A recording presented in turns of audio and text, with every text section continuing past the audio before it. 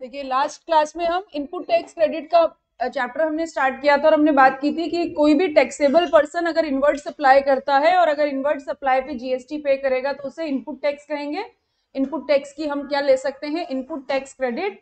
और उस input tax credit को हम यूटिलाइज करेंगे जब हम आउटवर्ड सप्लाई पर आउटपुट टैक्स का पेमेंट करेंगे। ठीक है, उसके बाद मैंने आपको ये भी बात बोली थी कि अगर आप आउटपुट टैक्स का पेमेंट करते हैं तभी आपको आईटीसी मिलेगी। और हमने इसको याद कैसे रखा था, खून देंगे तो आजादी मिलेगी, खून नहीं देंगे तो आजादी नहीं मिलेगी।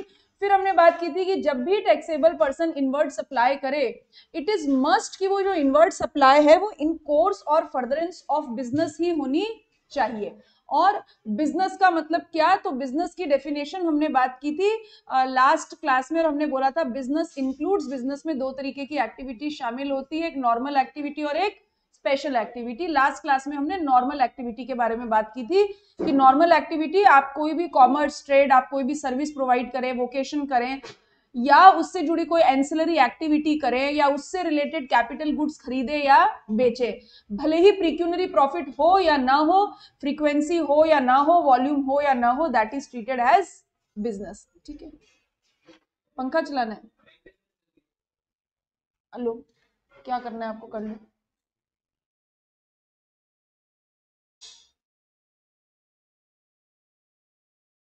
20 पर ही है वो।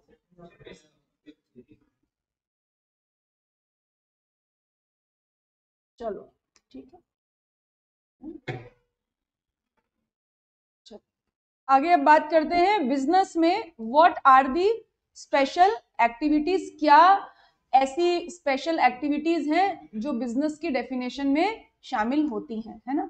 बिजनेस में क्या स्पेशल एक्टिविटीज हैं, तो what are the special activities that are included in the definition of business. Special activity का मतलब कुछ ऐसे काम जो अपेरेंटली हमें बिजनेस नहीं दिखेंगे लेकिन फिर भी जीएसटी लॉ के हिसाब से वो क्या है, बिजनेस। और अगर उन एक्टिविटीज के लिए भी आप कुछ इनवर्ट सप्लाई करेंगे तो उसके ऊपर हम इनपुट टैक्स क्रेडिट ले सकते हैं, राइट। तो हाँ मैंने नहीं भेजा था क्योंकि मैंने उस दिन कहा था जब कंप्लीट करूंगी तब भेजूंगी,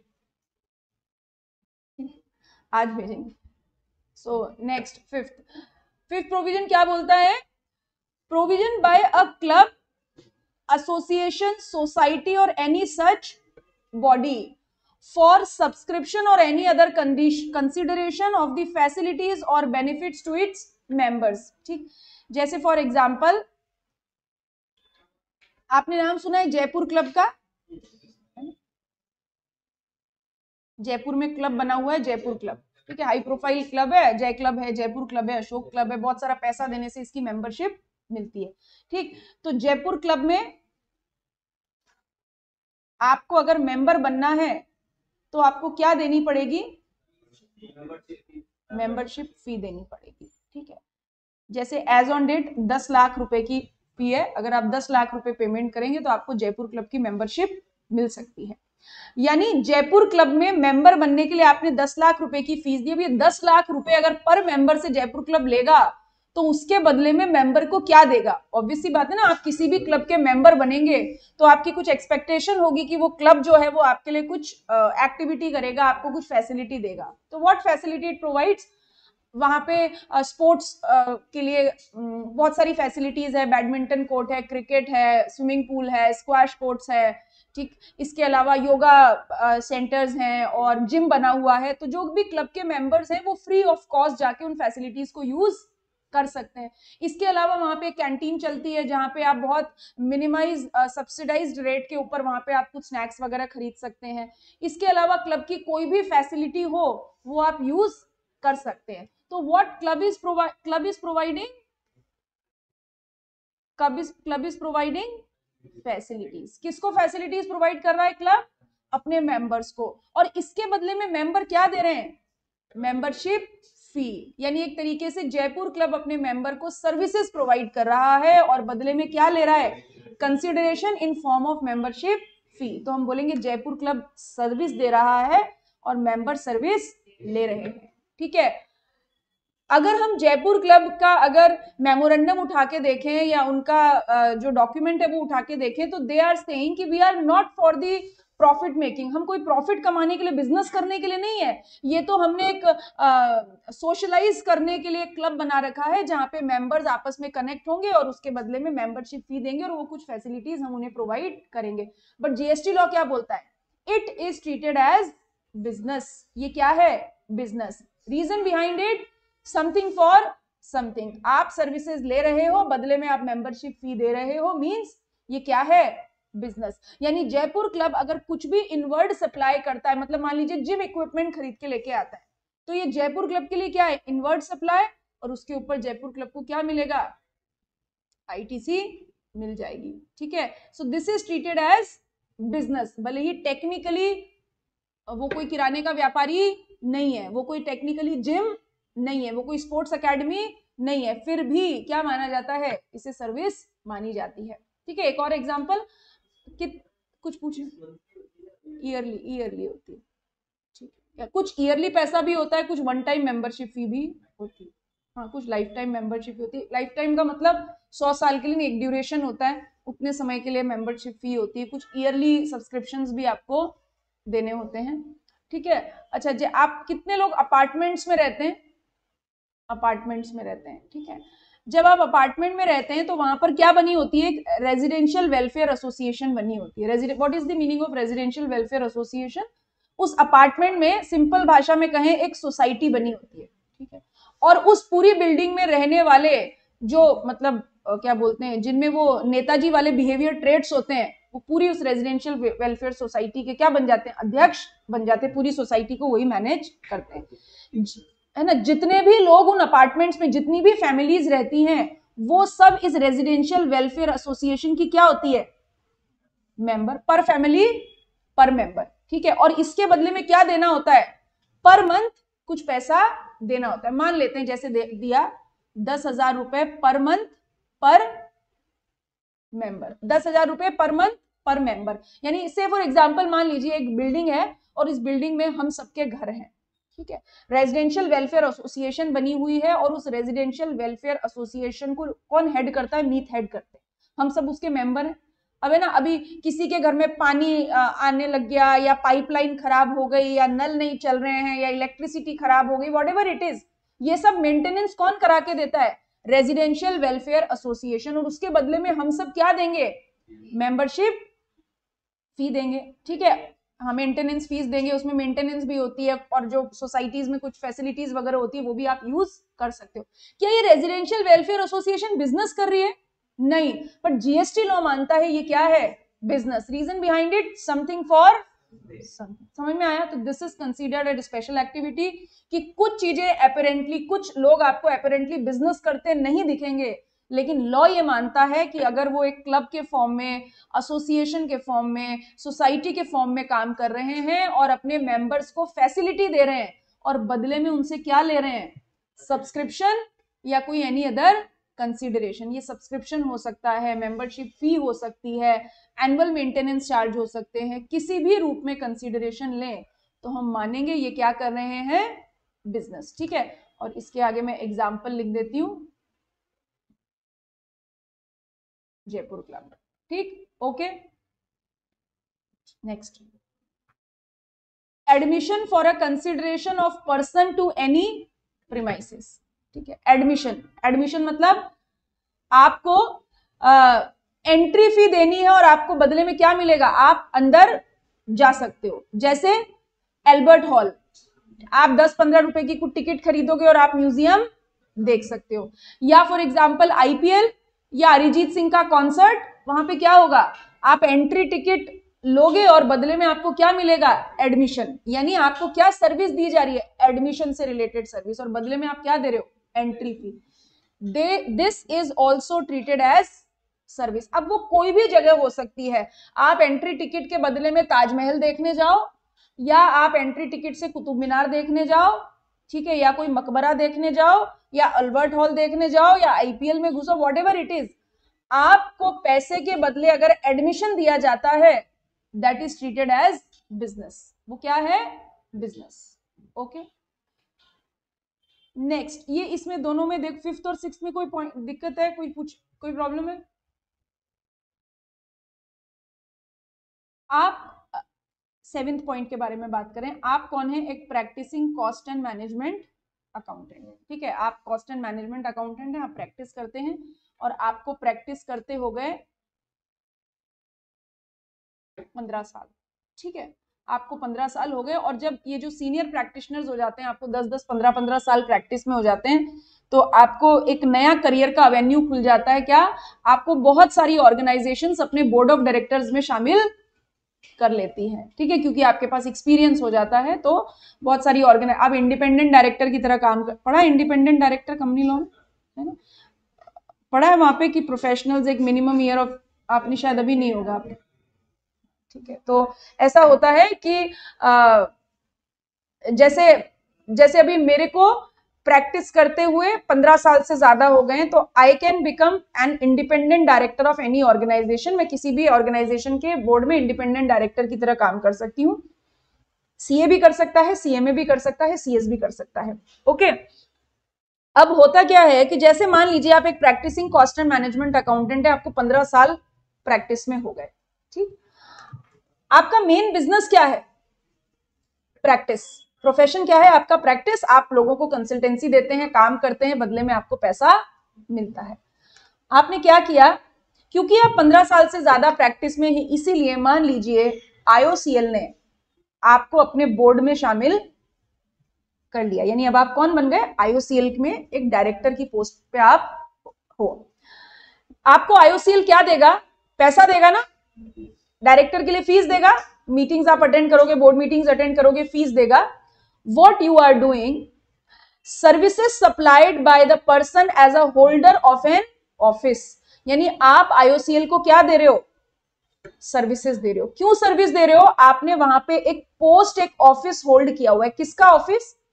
आप वहां पे क्या बन गए?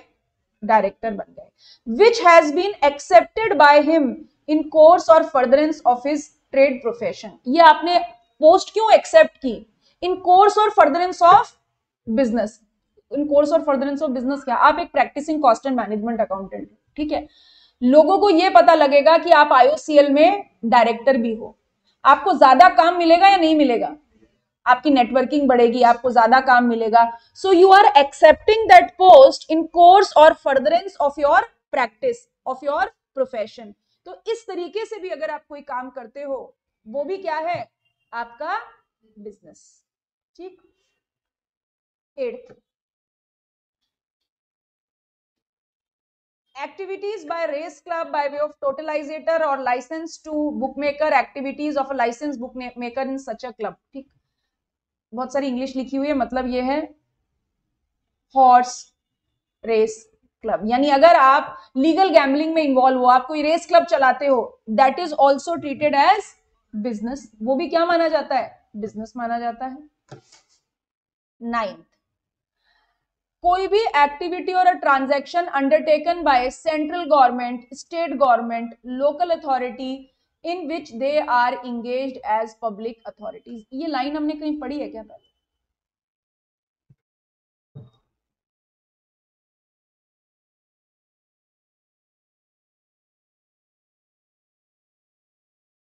पढ़ी है? हाँ पढ़ी है। कहाँ पढ़ी है भरत? कहाँ पढ़ी है? हमने यहाँ ये पढ़ा था सेक्शन, वेरी गुड, 7(2) में हमने पढ़ा था activities neither supply of goods nor supply of services. 7 subsection 2 के 2 क्लॉज थे, क्लॉज ए और बी।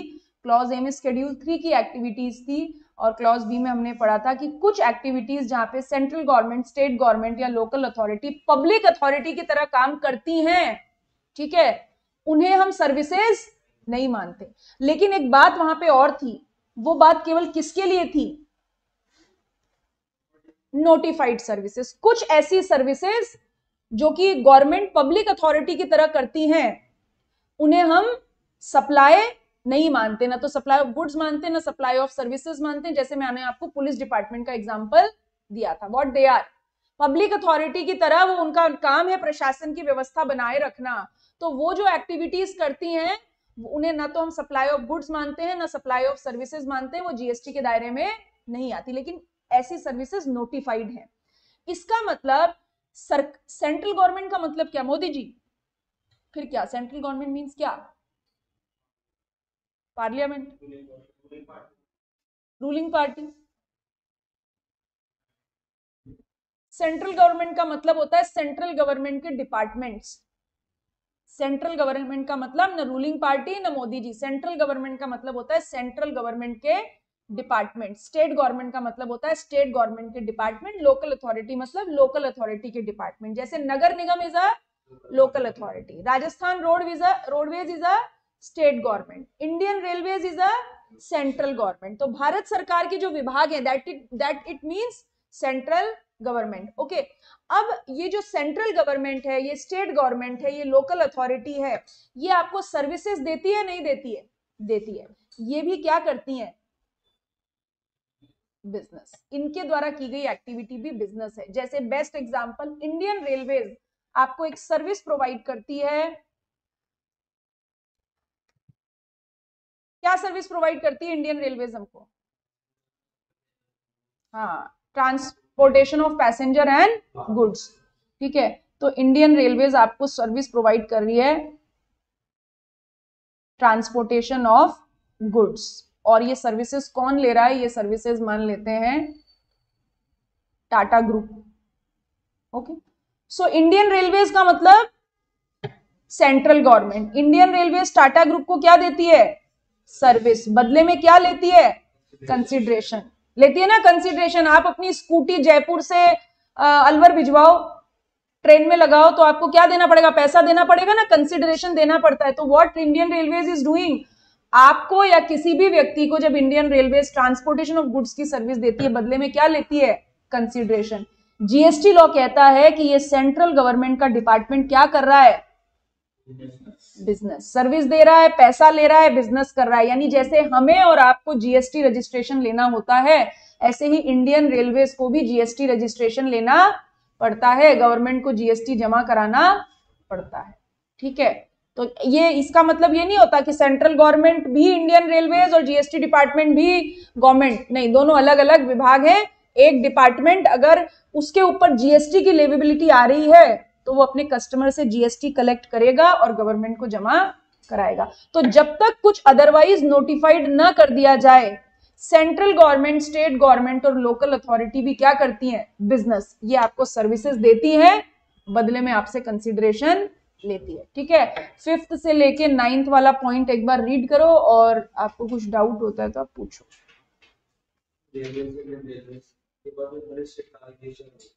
हाँ बिल्कुल, इंडियन रेलवेज के पास हर स्टेट का। आप कभी भी रेलवे में कोई पार्सल लगाने जाओ, आपको जो रिसिप्ट देंगे ना वो जीएसटी के साथ देंगे।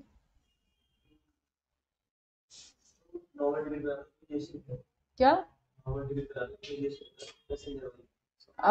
नहीं, सब में नहीं लगता, केवल जो नॉन एसी होती है वो जीएसटी से फ्री होती है। जो एसी टिकट होती है उस पे जीएसटी लगता है। ये किसके बारे में बात कर रही हूँ? आप रेलवे में जाके काउंटर से टिकट बुक कराओगे, जब आप ऑनलाइन टिकट बुक कराते हो तो वहां पे जीएसटी का कंपोनेंट आता है। वो रेलवे के ऊपर नहीं होता है, वो किसके ऊपर? ऑनलाइन बुकिंग की जो आपको सर्विसेज, प्लेटफॉर्म चार्जेस के ऊपर, ई कॉमर्स के ऊपर। अदरवाइज इंडियन रेलवेज जो आपको सर्विसेज दे रही है, अगर इंडियन रेलवेज आपको एसी कोच से सर्विस दे रही है तो वो जीएसटी के दायरे में है। अगर आप नॉन एसी कोच से जाते हो तो वो सर्विसेज, वो टिकट फेयर के ऊपर जीएसटी नहीं लगेगा अगर आप नॉन एसी कोच से जाते हो। तो बहुत सारी चीजें हम पढ़ेंगे आगे, ये सब है कि कौन कौन सी ऐसी सर्विसेज हैं जीएसटी के दायरे से फ्री है।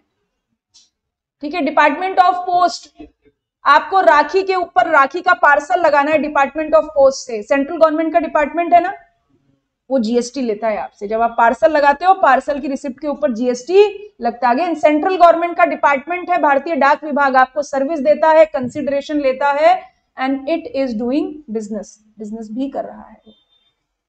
ठीक है, हाँ पूछो। हाँ, अपन जैसे जनरल में टिकट करवाते हैं, हाँ, टिकट बुक करवा दी, एक ऑनलाइन करवा दी, तब एक अपग्रेड टिकट का ऑप्शन आता है। हाँ, तो उस पे अपन आता है टिकट वालों, उस पे आप अपग्रेड टिकट टिकट देते हैं ना, हाँ, खाली होती है एसी की, हाँ, उसमें शिफ्ट करते हैं, हाँ। फिर जीएसटी लगेगा नहीं लगेगा? एसी में शिफ्ट नहीं, तब नहीं लगेगा। क्यों नहीं लगेगा ना, रीजन बिहाइंड इट, आपने ना मान लो कि आपने बुकिंग कौन सी कराई थी, आपने बुकिंग कराई थी जनरल टिकट वाली, गवर्नमेंट ने आपको पैसा किसका लिया, जनरल टिकट वाले का, ठीक है। आपको वहां पे एक ऑप्शन मिल रहा है कि अगर हम आपको अपग्रेड करना चाहें तो अपग्रेड कर सकते हैं, आपने वो ऑप्शन लिया, लेकिन आपने खरीदा क्या है, जनरल टिकट, तो आप सर्विस कौन सी ले रहे हो, जनरल टिकट वाली। वो किसी रीजन से आपको अपग्रेड कर देते हैं, इसका मतलब they are for that particular purpose they are providing free services to you, वो आपको अपग्रेड करने के लिए आपसे एक्स्ट्रा पैसा चार्ज नहीं कर रहे, इसीलिए वो जनरल टिकट वाले की तरह ही ट्रीट किया जाएगा। एयरलाइंस में भी ऐसा ही होता है ना, बहुत बार ऐसा होता है कि आपने इकोनॉमी क्लास की टिकट बुक कराई और अगर इकोनॉमी क्लास में अवेलेबिलिटी नहीं है और आपकी किस्मत अच्छी हुई तो बिजनेस क्लास में आपको अपग्रेड कर देते हैं, बट आपने क्या बुक कराया, इकोनॉमी क्लास, तो आपका टिकट किसका, इकोनॉमी क्लास का, पैसा भी उसका, और जो कंसिडरेशन दोगे यानी जो आप वैल्यू ऑफ सप्लाई दोगे जीएसटी तो उसी पे लगेगा, तो आपने जनरल टिकट ही तो दिया as a value of supply, तो वो तो जीएसटी के दायरे में नहीं आता। और अगर अपग्रेड हो गया तो मजे से ठंडी हवा खाते जाइए। ठीक, और कोई डाउट? ठीक, अब आप क्या करेंगे, आप इसको पिक्चर ले लेंगे, ये बिजनेस, और इसको याद करना पड़ेगा क्योंकि मैंने आपको उस दिन भी बोला था ये एक बार एग्जाम में आया हुआ है तो ये दोबारा भी आ सकता है, इसीलिए आप अपने जहां पे नोटिंग करते ना वहां नोट करके रख लेंगे। जो बढ़िया फोटोग्राफर है वो ग्रुप में भेज दे। कौन है बढ़िया फोटोग्राफर? केशव बढ़िया फोटो, केशव ग्रुप में भेज देना।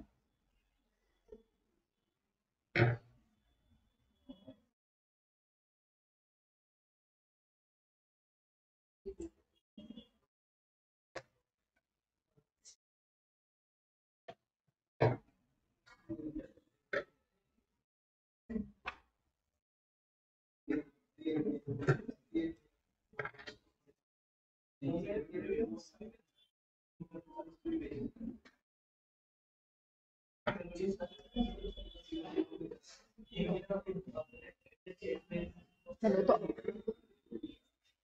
ये बस अभी हम क्या बात करेंगे, अब हम पढ़ेंगे आईटीसी तो हम पढ़ ही रहे हैं, अब हम पढ़ेंगे सेक्शन 16, ठीक है। और सेक्शन 16 क्या है, दिस इज हाँ conditions to be complied for availing the ITC. अगर आप इनपुट टैक्स क्रेडिट लेना चाहते हैं यानी अगर आप अपने गुल्लक में पैसा डालना चाहते हैं तो आपको क्या कंडीशंस पूरी करनी पड़ेंगी। अगर ये कंडीशंस अगर आप पूरी करके आईटीसी लेते हैं तभी आप सही आईटीसी ले रहे हैं, अदरवाइज आप सजा के भागीदार हैं, आप माना जाएगा कि आपने रॉन्ग आईटीसी अवेल की है। और रॉन्ग आईटीसी अवेल करने का मतलब आप सरकार को जबरदस्ती रेवेन्यू हिट दे रहे हैं, आप सरकार को पैसे का चूना लगा रहे हैं, that is not at all allowed, और उसके ऊपर आपको इंटरेस्ट पेनल्टी पनिशमेंट हो सकता है, ठीक है। चलिए section 16 eligibility and conditions for taking input tax credit. इसके पीछे हमने सेक्शन 15 वैल्यूएशन का पढ़ा था, अब हम सेक्शन 16 की बात करेंगे। सबसे पहली कंडीशन, जो व्यक्ति इनपुट टैक्स क्रेडिट लेना चाहता है। अच्छा एक और बात, ये पूरा चैप्टर हम किसके पर्सपेक्टिव से पढ़ रहे हैं, हाँ इनवर्ड सप्लाई के पर्सपेक्टिव से पढ़ रहे हैं। सारी बातें किसके बारे में कर रहे हैं, इनवर्ड सप्लाई के बारे में कर रहे हैं, इसके अलावा और कुछ नहीं। केवल जितनी भी बात करेंगे इनवर्ड सप्लाई के बारे में बात करेंगे, यानी इनवर्ड सप्लाई करने वाला व्यक्ति कौन होना चाहिए, रजिस्टर्ड पर्सन। रजिस्टर्ड पर्सन का मतलब उसके पास क्या होना चाहिए, और अगर जीएसटीआईएन हुआ तो वो क्या कहलाएगा, आप भी लिख लो ऐसा, रजिस्टर्ड पर्सन मतलब उसके पास जीएसटीआईएन होना चाहिए, और अगर वो जीएसटीआईएन है तो वो कौन है, टैक्सेबल पर्सन। अगर आप टैक्सेबल पर्सन नहीं हो तो आपको आईटीसी नहीं मिलेगी, टैक्सेबल पर्सन होना पड़ेगा अगर आप इनपुट टैक्स क्रेडिट लेना चाहते हो तो।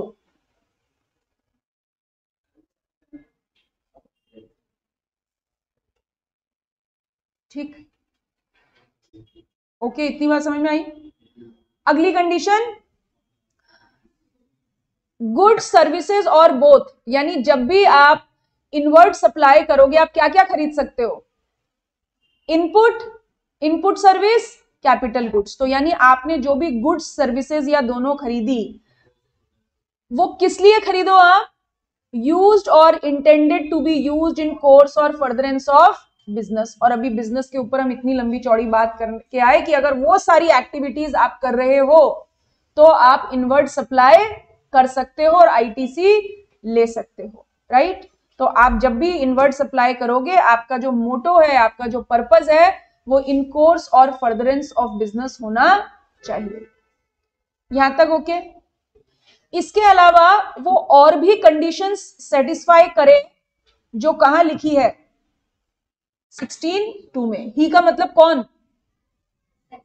टैक्सेबल पर्सन, ठीक है। टैक्सेबल पर्सन कुछ और भी कंडीशंस प्रिस्क्राइब करेगा जो कहां लिखी है 16 सबसेक्शन 2 में लिखी है। And he claims ITC in the manner prescribed under section 49। इसके अलावा वो इनपुट टैक्स क्रेडिट क्लेम करेगा in the manner prescribed under section 49, यानी हम सेक्शन 49 की बात करेंगे और सेक्शन 49 में जो कंडीशंस प्रिस्क्राइब है उस तरीके से वो इनपुट टैक्स क्रेडिट क्लेम करेगा, ठीक है। अब हम एक मैनर, एक मेथोडोलॉजी के बारे में यहाँ पे बात करेंगे, जो कि अब जितनी चीजें आगे हम जीएसटी में पढ़ेंगे सब जगह आपके काम आएगी। देखिए,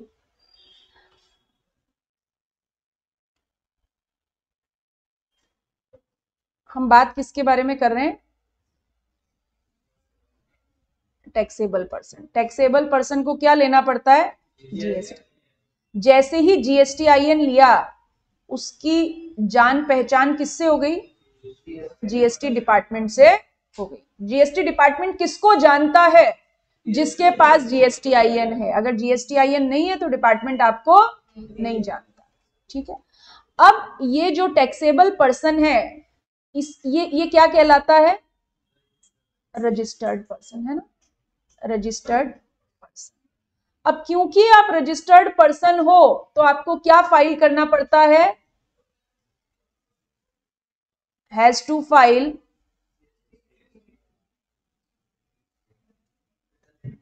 फाइल जीएसटी रिटर्न। जो जीएसटी रजिस्टर्ड पर्सन है उसी को क्या फाइल करने पड़ते हैं? GST return. यानी जो व्यक्ति जीएसटी में रजिस्टर्ड नहीं है उसको जीएसटी रिटर्न भी फाइल नहीं करने पड़ते। आपको याद है हमने टाइम ऑफ सप्लाई में एक जगह पढ़ा था, if a person has to file a periodical return, a person has not file periodical return. मैंने आपको बताया था पीरियोडिकल रिटर्न किसको फाइल करना पड़ता है? जो जीएसटी में रजिस्टर्ड पर्सन है उसी की जिम्मेदारी है, ठीक है। इतनी बात लिखिए, फिर आगे बात करेंगे।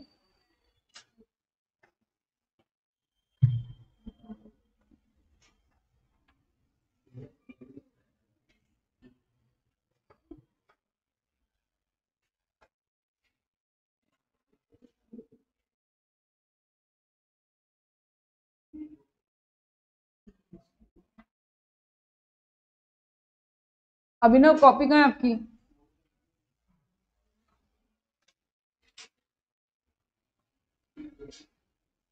ये जीएसटी की कॉपी है तो ले आओ पीछे, ऐसे कोई हिमालय पे थोड़ी चढ़ना है। और किसके पास नहीं है आपकी जीएसटी वाली नोटबुक? देवांश है? भरत?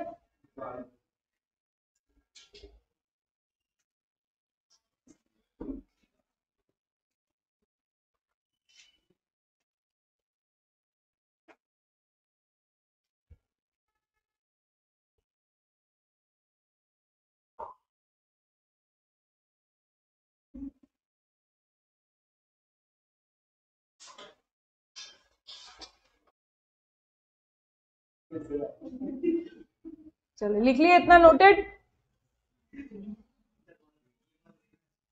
अरे मीत, क्या हो गया आपको? लिख लिया?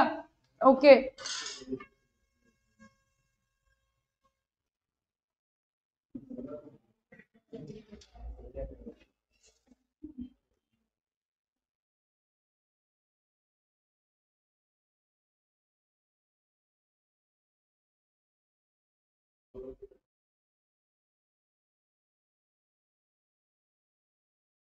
जीएसटीआर 1, जीएसटीआर 2, जीएसटीआर 3, इस तरीके से लिखिए।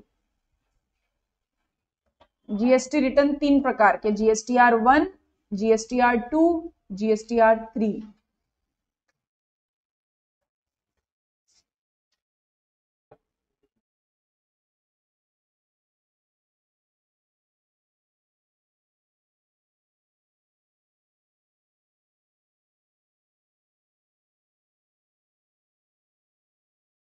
नोटेड? ठीक है। GSTR1 किसके लिए? आउटवर्ड सप्लाई के लिए। GSTR1 किसका रिटर्न होता है? आउटवर्ड सप्लाई का। आउटवर्ड सप्लाई कौन सी होती है? अंदर आने वाली सप्लाई, बाहर जाने वाली? बाहर जाने। आउटवर्ड सप्लाई का रिटर्न होता है, right? GSTR1 is for outward supply, GSTR2 is for inward supply. GSTR2 किसका होगा? इनवर्ड सप्लाई का होगा, ठीक है? Okay, noted? इतना? Parth, Akshit, part 1 part 2? Yes ma'am. Okay, कोई कंफ्यूजन? नहीं मैम, क्लियर है। No ma'am. GSTR1 outward supply, GSTR2 inward supply. Outward supply पे जो टैक्स बनता है उसे क्या कहते हैं? Output tax.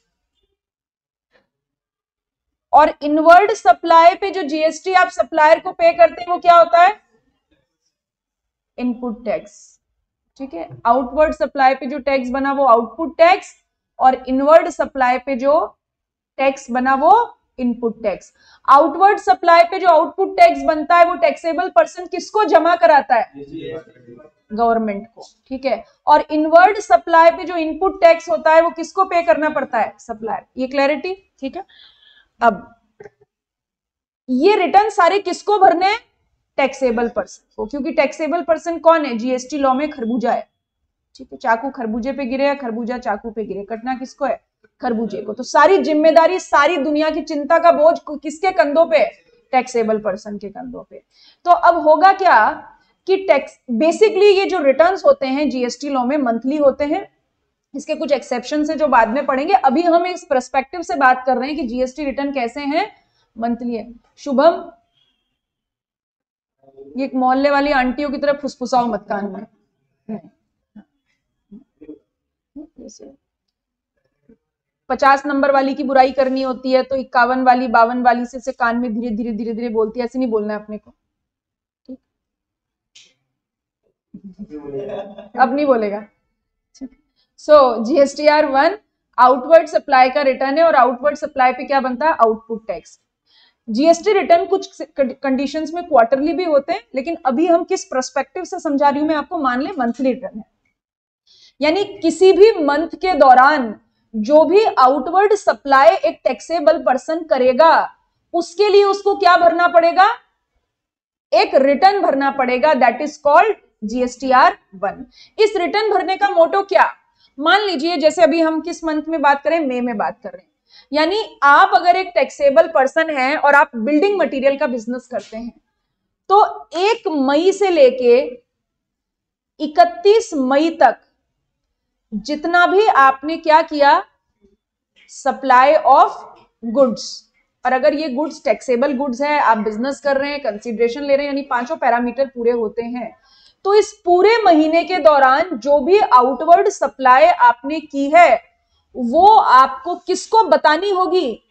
जीएसटी डिपार्टमेंट को, ठीक है? देखिए, रोजमर्रा की जिंदगी में जो आप बिजनेस कर रहे हैं, जो आप काम कर रहे हैं, डिपार्टमेंट आपको पूछने नहीं आएगा, क्योंकि मोदी जी मानते हैं आप और हम कौन है? बहुत ईमानदार व्यक्ति हैं। तो खुद ही अपनी आउटवर्ड सप्लाई का एक return, and what is the GST rate, what are the returns? Returns is the mechanism to give the information to the government. ITR में आप क्या करते हैं?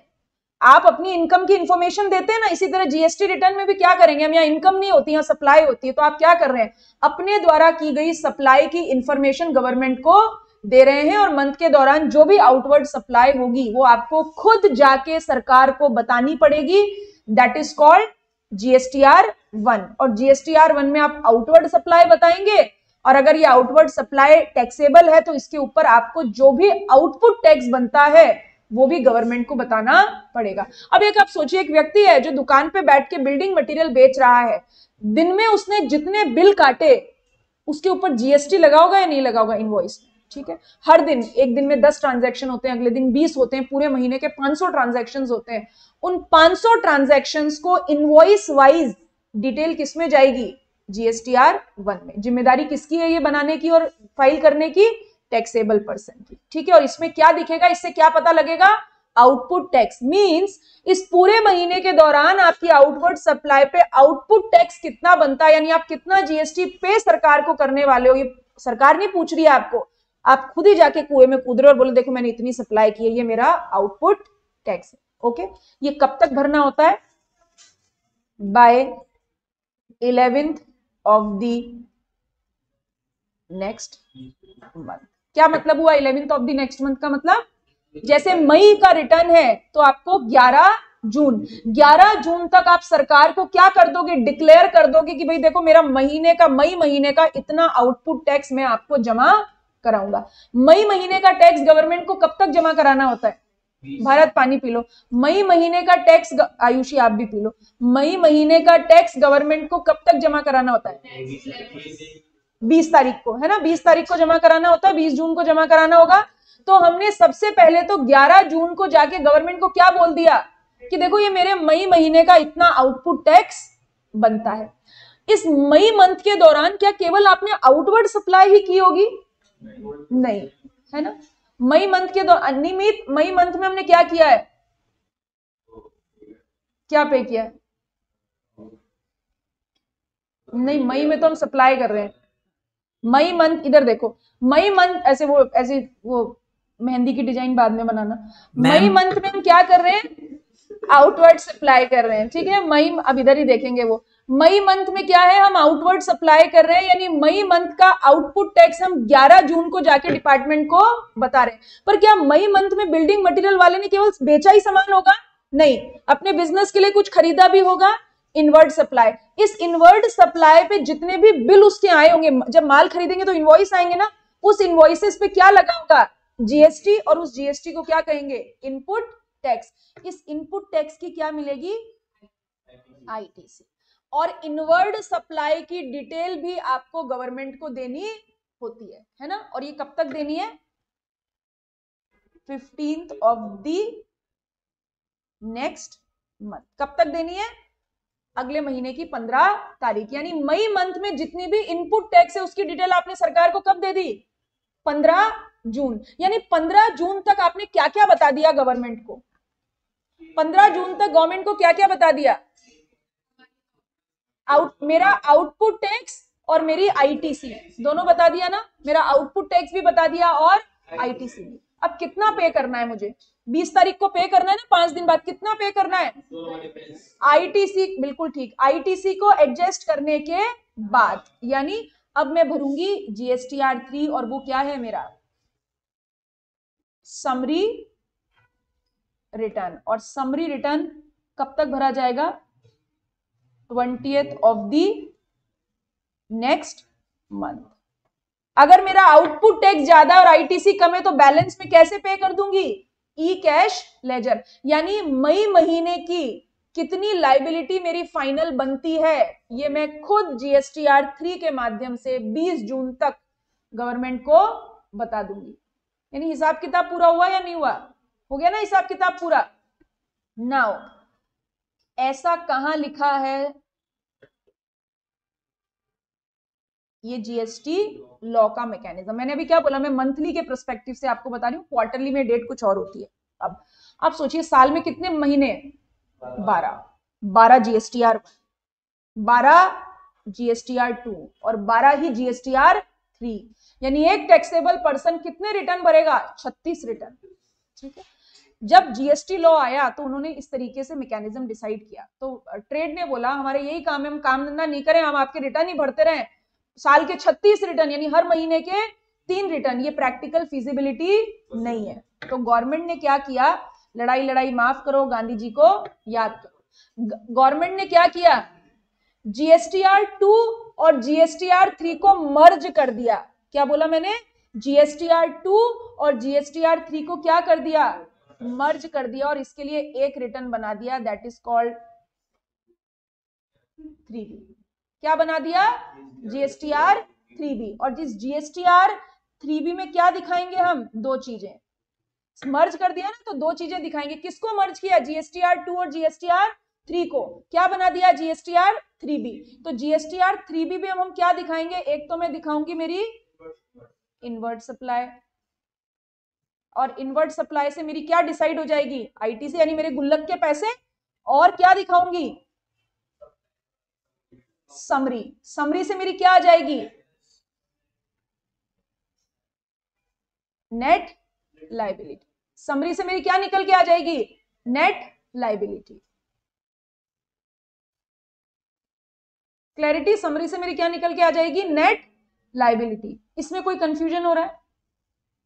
यानी अब what is the crux of the story? अब क्रक्स ऑफ द स्टोरी ये है, अब मैं दो रिटर्न भरूंगी। Now what is the pattern? मैं दो रिटर्न भरूंगी। एक भरूंगी GSTR 1। मैं मतलब कौन? Taxable person. टैक्सेबल पर्सन एक रिटर्न भरेगा GSTR 1, जिसमें वो क्या दिखाएगा? Outward supply. आउटवर्ड सप्लाई के रिटर्न के माध्यम से वो गवर्नमेंट को क्या बता रहा है? Output tax. और एक दूसरा रिटर्न कौन सा भरेगा? 3B। GSTR 3B में क्या दिखाएगा? इनवर्ट सप्लाई और आउटपुट टैक्स और ITC की समरी। समरी मतलब नेट लायबिलिटी। इनवर्ट सप्लाई से क्या डिसाइड हो जाएगा मेरा? Input tax credit. यानी अभी 36 रिटर्न भरने होते थे, अब कितने हो गए? 24। ठीक है। और कुछ सिचुएशंस में हम पढ़ेंगे कि ये क्वार्टरली फैसिलिटी भी होती है, तो वो अलग। क्वार्टरली हो गया तो फिर है ना 3 महीने में एक बार ही आपको GSTR 1 और GSTR 3B भरना पड़ेगा। ओके, सो ये सब रिटर्न का सिस्टम। रिटर्न का सिस्टम मतलब गवर्नमेंट आपसे नहीं पूछ रही है, आप ईमानदारी से खुद जाके डिक्लेयर कर रहे हो, देखो ये मेरा मई मंथ का आउटपुट टैक्स है, ये मेरी मई मंथ की ITC, और अब मैं इतना नेट पे करने वाला हूं। ओके, नाउ हाँ बोलो बोलो।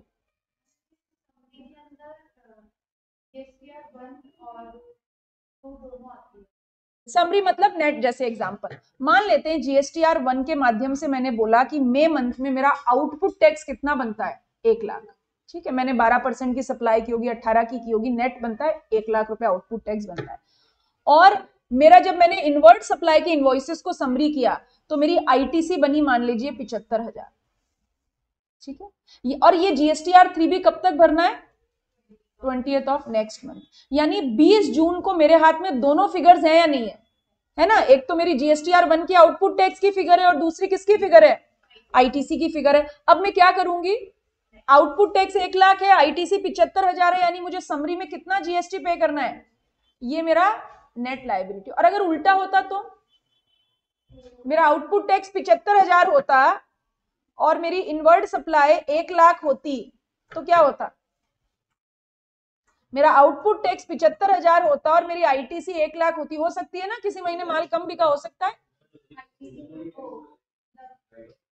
नहीं, कैरी फॉरवर्ड हो जाती है। कैरी फॉरवर्ड हो जाती है मतलब जिंदगी के साथ भी और बाद भी। आपका बिजनेस गोइंग कंसर्न के बेसिस पे चलता है ना, अजम्पशन यही होती है, बेसिक अजम्पशन इसी तरीके से। जब बिजनेस गोइंग कंसर्न पे चलता है तो वो ITC भी आप कैरी फॉरवर्ड करोगे, यानी आप समरी रिटर्न में 0 में पेमेंट करोगे क्योंकि आपके पास ITC ज्यादा है। कितनी ITC बच गई? 25,000। अगले महीने कैरी फॉरवर्ड हो जाएगी, क्योंकि ये जो आउटपुट टैक्स आपका होता है ये क्या होती है? आपकी करंट लायबिलिटी। आप बैलेंस शीट में कहां दिखाते हो? करंट लायबिलिटी में। और ITC कहां दिखाते हो? करंट असेट्स में। तो बिजनेस क्योंकि गोइंग कंसर्न पे चलता है, तो अगर करंट असेट्स में कोई बैलेंस है तो क्या होगा? अकाउंटिंग क्या कहती है? It would be carry forward. वो कैरी फॉरवर्ड होता चला जाएगा, आप उसे अगले महीने एडजस्ट कर सकते हो, कोई प्रॉब्लम नहीं है। ठीक है, तो आज के लिए इतना ही, इसमें कोई कंफ्यूजन नहीं। अच्छा, एक बात और, हमने बोला ना कि ITC के लिए बेसिक 4 कंडीशन, रजिस्टर्ड पर्सन होना चाहिए, बिजनेस के लिए परचेज होनी चाहिए 16(2) की कंडीशन, और ITC आपको सेक्शन 49 के प्रिस्क्राइब मैनर में लेनी। व्हाट इज द 49 का प्रिस्क्राइब मैनर? GSTR 3B लिखो वहां पे नोट्स में कि जब तक आप GSTR 3B नहीं भरोगे आपको ITC नहीं मिलेगी। ये लिखा है ना, ही claims ITC in a manner prescribed under section 49। ये 49 का मतलब क्या है?